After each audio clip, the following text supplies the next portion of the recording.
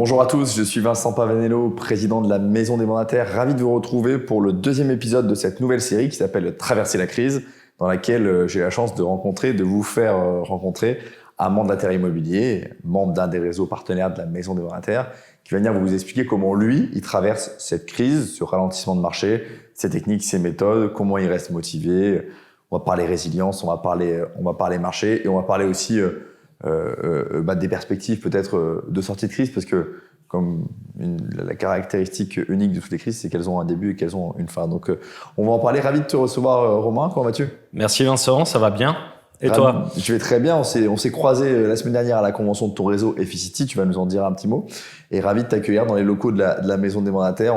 On se rappelait juste avant un peu nos souvenirs lyonnais, puisque moi je suis stéphanois, donc pas très loin. Et puis toi, tu es basé à Lyon, mais peut-être je vais te laisser toi-même te présenter plutôt que de le faire à ta place. Tu es dans l'immobilier depuis combien de temps? Pourquoi Efficity? Enfin voilà, un peu pour que les gens te connaissent.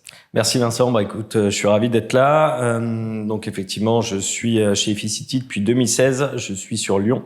Alors avant, j'ai fait un peu d'immobilier dans une autre agence plus traditionnelle entre guillemets avant de rejoindre Efficity. Pourquoi Efficity? Ça a été avant tout une rencontre humaine de personnes, que ça soit avec Sébastien Garet, que tu as déjà reçu, et puis aussi avec Malek et Christophe, les fondateurs et les dirigeants. Et aujourd'hui, voilà, ça va être ma 8e année chez Efficity, et puis j'accompagne aussi une équipe d'à peu près 150 consultants. Donc tu produis et tu développes. Toujours producteur, évidemment, toujours un pied important sur le terrain, mais aussi formateur, motivateur, recruteur et développeur. Oui. Toi, plutôt sur Lyon et ton équipe? Lyon et jusqu'à la Loire, ça. Lyon est vers chez toi, donc dans la Loire, un peu en région parisienne, un peu dans l'Ouest et un peu dans les Alpes également. D'accord, donc tu as pas mal développé. Ouais. Rentrons dans le vif du sujet. La crise, le ralentissement de marché qu'on voit depuis début 2022, on va dire, on a déjà un petit peu de recul. Ça fait 1 an et demi que le marché quand même se tasse, qu'on a perdu à peu près un tiers de transactions. Concrètement, toi, ça t'impacte comment? Et si on a un langage de vérité un peu, parce que l'idée c'est de dire la réalité des choses, ça se matérialise comment dans ton quotidien, à la fois peut-être dans ton développement ou dans ta prod? Alors, c'est pas nouveau, j'ai envie de dire. Ça fait quand même plus d'1 an, presque 1 an et demi qu'il est arrivé. En plus, moi, je suis de Lyon. Je pense que Lyon, comme Bordeaux, et sans doute comme Paris, sont les villes où on l'a senti le plus rapidement possible. Donc, tu parlais de début 2022. Ça fait presque 1 an et demi déjà qu'on le sent. Comment ça s'est matérialisé? Comme tous les changements de marché, on a un changement de marché de vendeur à un marché d'acheteur. Tout d'abord par un ralentissement des appels, clairement par un ralentissement de la demande, ce qu'on appelle de la demande. Clairement, vous mettez un bien en ligne, là où avant vous aviez peut-être 10 appels, ou en tout cas à l'époque, il y a 1 an et demi, vous commenciez à en avoir 6, 7, et puis plus ça allait, moins vous aviez d'appels. Donc ralentissement de la demande. Ce qui s'est passé ensuite, la deuxième étape, c'est un ralentissement du volume des ventes. C'est ce qu'on a vu très rapidement, c'est-à-dire moins de transactions, forcément moins d'acheteurs, mais aussi moins de vendeurs, moins de personnes qui veulent mettre à la vente. Et c'est ce qu'on voit beaucoup aujourd'hui. C'est-à-dire des vendeurs qui, aujourd'hui, se disent « écoutez, le marché est trop compliqué, on n'aura pas le prix qu'on souhaite, donc on va reporter notre projet de vente ». Et la dernière étape qu'on a vu vraiment se matérialiser les 6 derniers mois et qui à mon avis, n'en est qu'à son début, mais en tout cas, qui s'est fortement accéléré ces dernières semaines, c'est la baisse des prix. En tout cas, qu'on observe sur Lyon. Ça, tu le vis très concrètement. Donc, juste sur les prix, tu allais nous donner des exemples, mais juste avant, peut-être sur le volume de transactions. Toi, ça t'impacte ta prod personnelle à quel niveau? En tout cas, les grandes masses, peut-être pour que ça parle aux gens. Disons que sur les 3 dernières années, si vous aviez 10 biens à la vente, on va dire 10 exclusivités, vous étiez capable de sortir à peu près ces 8 à 9 biens. Sur la dernière année, vous étiez plus sur des chiffres de 6 à 7 biens. Donc, okay. On va dire qu'il y a 15 à 20% de biens que vous auriez sans doute vendus avant, que vous ne vendez plus aujourd'hui. Avec le même nombre de mandats exclusifs? Avec le même nombre de mandats. Ok, ça c'est un chiffre très intéressant et je pense que c'est très... Et sur les prix, donc tu allais dire, pardon, je t'ai coupé. Moi, je pense que sur les prix, nous, on l'a vu sur Lyon. Alors, il n'y a pas un seul marché de l'immobilier, il y a plusieurs marchés. Hein. Bien sûr. Tout dépend du type de bien, et évidemment du secteur, mais je pense qu'on a déjà... alors, les médias ont toujours un peu de retard. Je pense qu'on a déjà entamé une baisse des prix de l'ordre d'au moins 10% à 15% et que ça va continuer à s'accentuer, évidemment, pour débloquer le marché. Ok. Merci pour ce petit point marché et sur expliquer comment la crise t'impacte. Peut-être passons au premier conseil ou au côté stratégique de ton organisation. Qu'est-ce que ça change dans ton quotidien de producteur d'abord, au quotidien, Qu'est-ce que ça change, cette nouvelle donne de marché? Qu'est-ce que tu fais aujourd'hui que tu faisais pas avant? Qu'est-ce que tu fais différemment par rapport à ce que tu faisais avant? À la fois peut-être côté vendeur et côté acheteur, mais commençons peut-être par les vendeurs. Est-ce qu'on va à un rendez-vous vendeur de la même façon qu'on y allait il y a 2 ans? Alors, il y a des choses qui ont changé. Il y a un discours qui a changé. Alors, moi, c'est une réalité qui me plaît bien, si tu veux, aujourd'hui, parce que je pense qu'on a vraiment retrouvé une certaine valeur face à nos vendeurs. Là où on a basculé, d'un marché de vendeurs à un marché d'acheteurs, clairement, aujourd'hui, les vendeurs nous écoutent. Avant, peut-être qu'on on avait peut-être cette habitude de leur dire un petit peu ce qu'ils avaient envie d'entendre. Aujourd'hui, on leur dit ce qu'ils doivent entendre. Donc, on est vraiment dans ce rôle-là, pédagogue, et ce vrai rôle de conseil. Donc, moi, je suis content parce qu'on a vraiment retrouvé de la valeur auprès des vendeurs. Donc, quand aujourd'hui, on va sur un rendez-vous, la différence, c'est qu'on va peut-être être beaucoup plus direct avec notre vendeur et lui expliquer qu'aujourd'hui, il y a une fenêtre de vente. Cette fenêtre de vente, elle est de 2 à 3 semaines. S'il la rate en partant sur un prix au-dessus du prix marché, il le rattrapera peut-être jamais parce qu'il va passer son temps à courir après le marché. C'est-à-dire que son prix sera toujours trop élevé par rapport à un marché toujours. Toujours. Il va faire une baisse de prix, mais comme finalement le marché aura baissé, il va encore être au-dessus du marché, ainsi de suite, et ça peut durer 6 mois, 1 an. Donc aujourd'hui, on a vraiment un discours beaucoup plus direct, beaucoup plus cash avec nos vendeurs.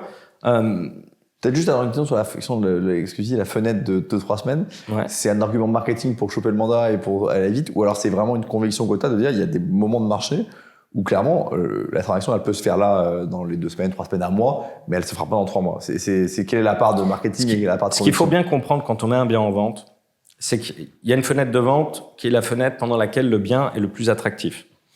Quel que soit le marché, qu'on soit sur un marché de vendeur ou un marché d'acheteur, cette fenêtre-là, elle est de 15 jours à 3 semaines. C'est-à-dire que si le bien n'est pas vendu dans ces 15 jours à 3 semaines-là, ça ne veut pas dire qu'il ne va pas forcément se vendre à ce prix-là, mais ça va être très, très compliqué de le vendre à ce prix-là.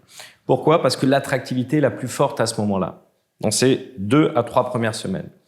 Donc, dans un marché qui monte, comme on a connu, bon, le marché est là, vous démarrez un petit peu trop haut, écoutez, oui, on va le démarrer, je suis un peu gourmand, on va le démarrer un peu plus haut, pas de problème. Vous êtes trop haut, mais finalement, comme le marché monte, à un moment, vous allez rejoindre votre prix.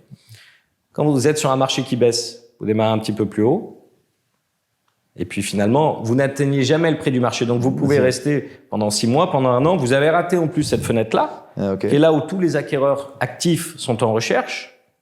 Si vous les avez ratés, vous n'allez plus les retrouver derrière. Ça, tu l'expliques à ton client. Exactement. Comme tu me l'expliques là. C'est de la pédagogie. Aujourd'hui, on doit être vraiment une machine d'information. On doit être vraiment une machine de pédagogie auprès de nos clients. Tu me demandais qu'est-ce qu'on avait changé aujourd'hui dans notre discours, et je pense que même si, évidemment, dans tous les marchés, on doit l'être, mais encore plus aujourd'hui, un vrai rôle de pédagogie, de conseiller et de leur expliquer tous les risques qu'ils encourent à avoir une mauvaise stratégie commerciale, surtout avec le prix de démarrage. Si tu veux, la difficulté aujourd'hui, pourquoi aujourd'hui les biens ont du mal à se vendre, ce que font la plupart des vendeurs, ils courent toujours après le marché. Ils ont démarré un petit peu haut, c'est normal, ils sont un peu gourmands, et puis, bon, ça se vend pas, donc ils font une baisse de prix, ce qui est normal. Mais comme le marché a baissé, ils sont encore trop hauts et ils vont passer leur temps à courir après le marché. Ils envoient un message tu vois, le bien que tu vois baisser de prix toutes les semaines, c'est pas non plus. Exactement. Le bien se grille de lui-même assez vite. Exactement. Donc non seulement il a perdu son taux d'attractivité, qui est encore une fois le plus important pendant la fenêtre de vente des 3 premières semaines, mais en plus, le marché a baissé, donc il va passer son temps et ça peut durer des mois, voire plus d'1 an. On a des biens qui sont à la vente depuis 1 an et demi, et qui pourtant sont à un prix qui aujourd'hui, comme on dit, est dans le prix du marché. Ouais. Bon, en termes de méthode technique, là, je pense que tu nous as donné côté vendeur une super astuce et je pense que beaucoup vont s'en inspirer. Côté acheteur, qu'est-ce qui change? Là aussi, j'imagine que ton discours n'est pas tout à fait le même. Alors, aujourd'hui, si tu veux, aujourd'hui, l'acheteur, il est un peu tiraillé. Il est surtout tiraillé par ses émotions. Il a peur. Donc, on doit s'adresser vraiment à la partie un peu reptilienne de son cerveau. Il faut le rassurer parce que il entend partout que c'est pas le moment d'acheter, que c'est la crise de l'immobilier. Il se dit aussi que les prix sans doute vont continuer à baisser. Donc il faut vraiment aussi là encore avoir un vrai rôle de pédagogie auprès de l'acquéreur et reprendre point par point tout ce qu'il recherche, tous ses critères, et le rassurer en lui expliquant de toute façon, monsieur l'acheteur, est-ce que vous pensez qu'un jour le marché immobilier va remonter? S'il est honnête, il répond oui. Il va répondre oui. Combien de temps vous pensez rester dans cette maison? 5 ans, 10 ans? Est-ce que vous pensez que dans les 5 à 10 prochaines années, le marché va remonter? Il va dire effectivement oui. Donc, dans tous les cas, à un moment, le marché va remonter. Vous me dites, oui, j'ai peur que le marché continue à baisser. Mais qu'est-ce que vous voulez attendre? Que le marché remonte? Pour regretter de ne pas avoir acheté à ce moment-là? Donc, ça ne sera jamais véritablement le bon moment pour un acheteur qui est indécis. Ce qu'il faut regarder, c'est est-ce qu'il a véritablement un projet d'achat? Est-ce que tous ces critères sont réunis? Si tous ces critères sont réunis, il faut y aller. Mais là, aujourd'hui, ce qui se passe, c'est qu'il y a beaucoup de choix sur le marché. Et les acquéreurs ont un peu ce problème du choix. C'est prouvé qu'au-delà d'un certain nombre de possibilités, on n'arrive pas à se décider. Si c'est le cas, par exemple, de Netflix. Vous avez je ne sais pas combien d'heures de programme et puis à chaque fois... On passe son temps à hésiter. Et dire que tu passes plus de temps avec tes acheteurs que tu passais avant? Oui. Oui, c'est clair. Clairement. Dans ton agenda, tu sais que tu as une part plus importante du temps parce qu'il faut faire tout ce travail de pédagogie là. Comment tu le travailles juste cet argumentaire? Parce que ça a l'air fluide pour toi, mais je pense à ceux qui viennent peut-être d'arriver dans le métier ou qui connaissent pas ou qui appréhendent plus difficilement les grands mouvements de marché. Comment toi tu prépares ou comment tu conseillerais de préparer ce rendez-vous? Allez, je sais que je vais voir un acheteur. Il m'a déjà dit au téléphone qu'il était stressé par la baisse des prix. Comment je me prépare? Je regarde les prix sur longue période. Comment tu t'anticipes un peu cette objection? On en revient à être une machine d'information, à connaître son marché parfaitement. C'est-à-dire qu'il faut être capable de dire ce qui s'est vendu dans la même copropriété, ce qui s'est vendu dans le voisinage, de pouvoir rassurer son acheteur. Mais il faut aussi, je pense qu'on parlait d'émotion tout à l'heure. On peut pas simplement réaliser une visite et dire voilà, ici c'est le séjour, ici c'est la cuisine. Il faut savoir raconter une histoire. On doit être capable, quand on est agent immobilier, de raconter une histoire. Pourquoi cet appartement va vous convenir? Qu'est-ce qui s'est passé dans cet appartement? Doit parler du quartier, on doit donner de l'émotion. Quand quelqu'un vient visiter un appartement, c'est peut-être lui offrir un café. C'est aussi poser beaucoup de questions pour être capable de le rassurer. La découverte acheteur, elle est primordiale. Il y a eu, pendant trop d'années, c'était tellement facile de vendre que finalement, les agents immobiliers ne posaient pas de questions. Et c'était ce qu'on appelait des ouvreurs de porte.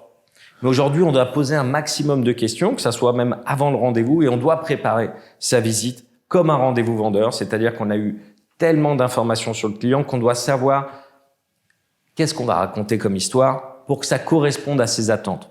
Également, il y a autre chose qui est vraiment primordiale. On parlait de la question des choix. Aujourd'hui, l'acquéreur a beaucoup de choix et il n'est pas capable de choisir. Il y a une chose qu'on peut faire, c'est réduire le nombre de choix. C'est-à-dire, lorsque vous avez une visite, c'est faire visiter 3 biens. Mais 3 biens seulement. Alors, vous n'avez parfois pas les 3 biens en portefeuille. Qu'est-ce qui empêche un agent immobilier de prendre son téléphone et d'appeler ses confrères en disant « Écoute, tu as 2 autres biens qui peuvent convenir, j'ai un client, est-ce qu'on peut lui faire visiter ?» Et là, vous faites visiter 3 biens à votre acquéreur. Déjà, avec 3 biens, les choix sont un peu plus réduits. Et là, il va avoir une possibilité plus importante de se décider. Donc ça aussi, c'est une pédagogie, et puis quand même réduire le nombre de choix. Côté acheteur, c'est un peu tes conseils, c'est très précieux pour les gens qui nous écoutent. Troisième partie de cet entretien, c'est le côté un peu ton parcours d'entrepreneur et comment toi, en tant qu'entrepreneur, Romain, tu anticipes et tu vis ce moment-là. Au fond, c'est quoi l'émotion j'imagine, j'anticipe un peu la réponse, c'est quoi l'émotion qui domine chez toi en tant qu'entrepreneur? C'est dur, les meilleures années sont passées, faut faire le dos rond, un jour peut-être ça s'améliorera, ou alors plutôt de dire, en fait, dans ce marché en ralentissement, en crise, il y a aussi plein d'opportunités. C'est justement parce que les autres vont être démoralisés que moi, je vais pouvoir tirer mon épingle du jeu. Comment tu vois ça? Et d'ailleurs, je crois que si mes calculs sont bons, tu as commencé ta carrière professionnelle juste avant la crise de 2008, tu étais dans un autre métier, donc tu as peut-être une expérience aussi d'une ancienne crise. Qu'est-ce que ça t'a appris? Et encore une fois, ton mindset du moment, c'est plutôt lequel? Tu sais, je crois qu'il y a vraiment 3 types de mindset à avoir. Il y a celui qui effectivement est insouciant, pense qu'il n'y aura pas de problème et que ça va super bien se passer, donc il est hyper optimiste. Il y a celui qui est complètement fataliste et qui pense que c'est foutu. Lui, il va sans doute jeter l'éponge et puis faire autre chose dans quelques semaines. Je crois et c'est le comportement que j'adopte, c'est vraiment un comportement réaliste. Je me cache pas, je suis pas enfermé dans une grotte en ignorant tout ce qui se passe. Je sais que c'est difficile, je sais que le marché s'est contracté, je sais aussi que ça va sans doute un petit peu durer, en tout cas que ça va pas s'améliorer la semaine prochaine. Par contre, je suis fondamentalement optimiste. C'est-à-dire, je sais qu'à un moment, on s'en sortira et que le marché est cyclique. Voilà. Donc, je suis réaliste, je sais qu'il y a des difficultés, je m'organise pour les affronter. Par contre, je sais aussi qu'à un moment, on s'en sortira. Ça, voilà en tout cas mon état de... d'esprit. C'est mon expérience aussi d'expériences passées dans d'autres entreprises où j'ai connu des difficultés, mais je sais qu'à la fin, on s'en sort. Voilà. Et sachant, si on rentre un petit peu plus dans le détail de ton mindset, moi je trouve que l'entrepreneur, quand tout va bien, quand le marché est porteur et tout, je dirais pas que c'est facile, mais on se remet pas en cause, on se développe. Est-ce que là, tu as des moments plus de remise en cause? Est-ce que par exemple, tu te dis, bah tiens, il y a un truc que je fais peut-être pas efficacement, bah là, c'est le moment de me poser la question et de me dire comment je l'améliore parce que le marché m'oblige à le faire alors qu'avant, j'étais pas obligé. Est-ce que tu as ce rapport-là un peu au fait de challenger toi-même un peu davantage maintenant qu'il y a 2 ans quand tout allait bien? Tout le temps. Tout le temps. Mais je crois que c'est quelque chose à faire même quand le marché va bien. Il faut travailler dur quand le marché est dur et il faut peut-être travailler encore plus dur quand le marché quand le marché va bien finalement. Mais oui, tout le temps je me remets en cause et je regarde comment on peut améliorer la communication avec les vendeurs, comment on peut améliorer la communication avec les acheteurs, comment dans ce marché je peux saisir les opportunités. Il y a des opportunités formidables. Je veux dire aujourd'hui faire de la pige immobilière pour un consultant immobilier, c'est facile. C'était difficile quand le vendeur était capable de vendre en une journée avec 3 photos sombres d'une fenêtre avec un mur en face. Et puis, moi, j'ai connu à une époque, par exemple sur Paris, je vous parle de ça en 2018 ou 2019, à la pige, on faisait des rendez-vous, on allait voir les clients pour faire des exclusivités d'une journée. Là, c'était difficile. Ok, intéressant. Donc toi, ton regard sur la pige fait que pour toi, la pige reprend du sens maintenant. Exactement. On a repris de la valeur auprès des vendeurs. On a repris de la valeur. Si c'est difficile pour nous, il faut imaginer pour le particulier. Ah, c'est très juste. Donc, on a une formidable opportunité vraiment de devenir des super-héros pour nos clients. Vraiment. On a repris cette valeur-là. On a repris ce maillot de super-héros. On a une opportunité formidable qui se rappelle de nous pour toute leur vie, en fait, et de devenir leur agent immobilier pour toute leur vie. Parce qu'à partir du moment où on aura réussi à vendre leurs biens dans une période comme aujourd'hui, croyez-moi, toute leur vie et tous leurs biens immobiliers, ils vont vous le confier. C'est très juste. J'aime beaucoup là, ce que tu dis sur la côté valeur, et la phrase que je retiendrai aussi, peut-être on la mettra en bas d'un commentaire, c'est de dire si c'est dur pour vous, imaginez ce que c'est pour le PAT. Je trouve que c'est une bonne façon de voir. Pour moi, c'est vraiment un réflexe d'entrepreneur de voir le problème comme tu le vois là en fait, versus c'est dur pour moi, je vais pas en sortir. En fait, tout est en relatif en réalité. Peut-être dernière partie de l'entretien, deux questions, enfin 2 cas de figure sur lesquels je t'invite à donner des conseils. La personne qui regarde cette vidéo, qui veut se lancer en mandataire. Bon, aujourd'hui, il y a un peu moins de nouveaux candidats, mais il y en a quand même un certain nombre. Tu dois en recruter beaucoup et en accueillir beaucoup dans ton équipe. Alors que je recommande à ceux qui veulent le faire de se rapprocher de toi s'ils le souhaitent, parce qu'on voit bien que tu as la capacité, à mon avis, à amener beaucoup de gens vers le succès. Je te le dis parce que je vois que tu as les bonnes valeurs.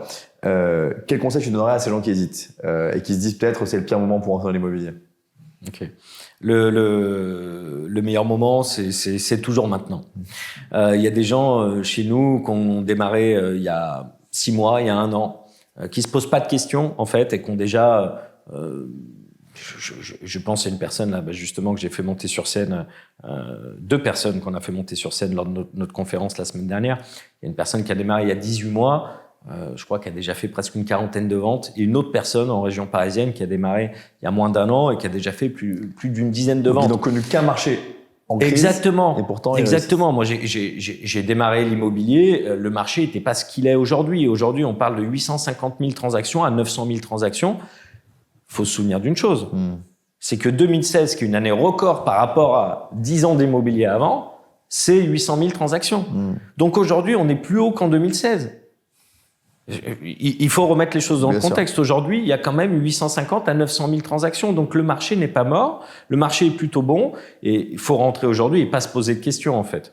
Et par contre, rentrer en étant réaliste sur la façon dont le marché fonctionne. Et puis, appliquer tout ce que tu me dis depuis tout à l'heure. C'est-à-dire à la fois la préparation des rendez-vous vendeurs, la pédagogie auprès des acheteurs. Et ça, c'est peut-être une des différences aussi. Tu pouvais rentrer dans ce métier-là il y a 3 ans sans vraiment apprendre le métier. Aujourd'hui, ce que je comprends quand même, c'est que tu peux toujours rentrer. Le meilleur moment, ça reste toujours maintenant. par contre avec des prérequis qui sont peut-être un peu plus élevés. Moi, je trouve ça génial. Mais J'adore. Aujourd'hui, on retrouve, je te parlais de la valeur, mais même nous, en tant que professionnels, aujourd'hui, ceux qui vont en sortir grandis, ce sont tous ceux qui ont excellé dans ce métier-là et qui mettent tout en œuvre pour exceller. C'est-à-dire dans le marketing du bien, qui font des photos professionnelles, qui dépersonnalisent, qui désencombrent.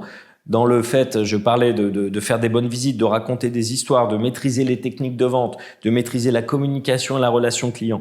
Toutes ces personnes-là qui performent et qui souhaitent performer et exceller dans leur métier, eux, ils vont sortir grandis et qu'ils soient là depuis 3 ans, qu'ils soient rentrés il y a 1 mois ou il y a 6 mois.